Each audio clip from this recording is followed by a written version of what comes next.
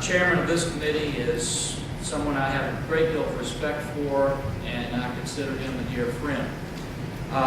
But I will have to agree with this.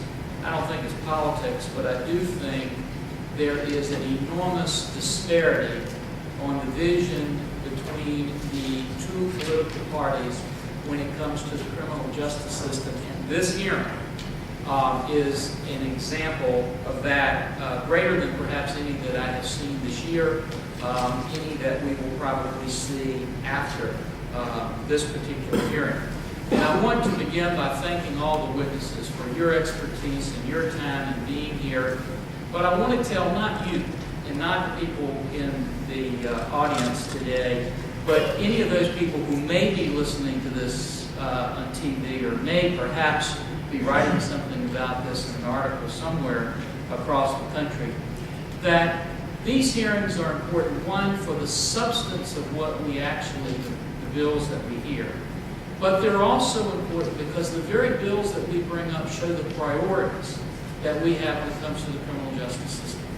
And I will tell you the way it works, and I've said it before. If any of you saw the classic movie Casablanca, where at the end they say, round up the usual suspects, we round up the usual witnesses. And we bring in the witnesses who are going to testify about the particular bills that we want. The majority gets the overwhelming amount. I think we get a couple, that are in there. But let me just tell you the differences between the two of us. It will take a little bit longer than usual because I think this is such an important hearing.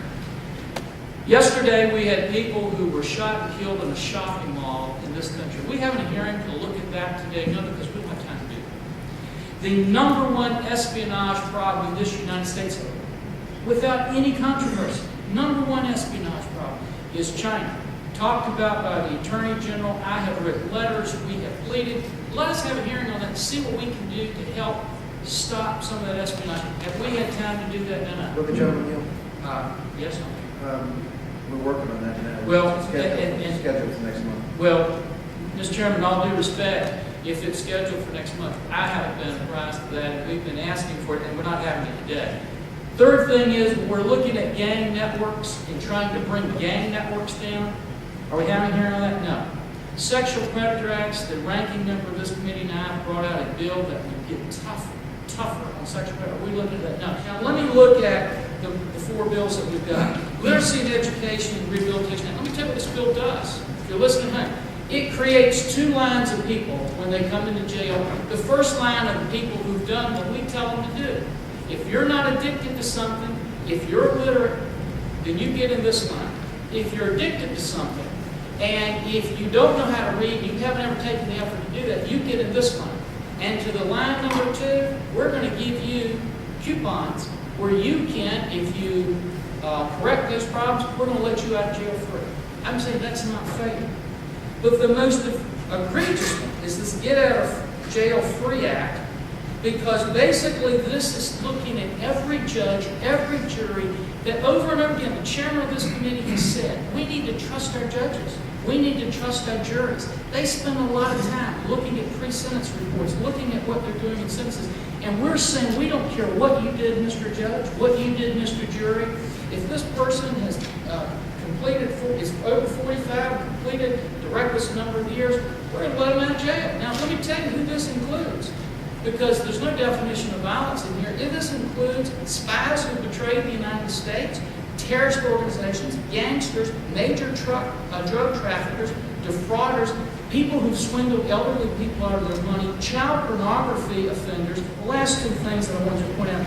The Juvenile Justice Non-Accountability and Improvement Act, where we're basically taking some states that have taken juveniles and sentenced them to life without parole. We're now saying to those states, you're going to have a hearing after 15 years and every 3 years after that. Now, let me just tell you how interesting this bill is.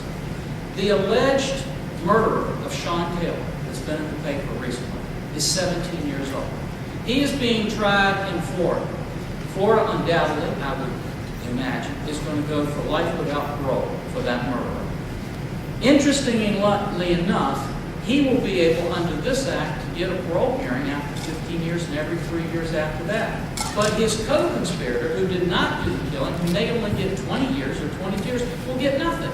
It makes no sense. In all due respect, I appreciate the hearing because I think it shows a huge dichotomy. I appreciate all the witnesses and what they're going to testify, but I really wish we were spending our time dealing with the shootings in the mall, the Chinese espionage, gang networks, sexual predators, those kind of things, because I think they're the things that the people watching at home really want us to be about and doing.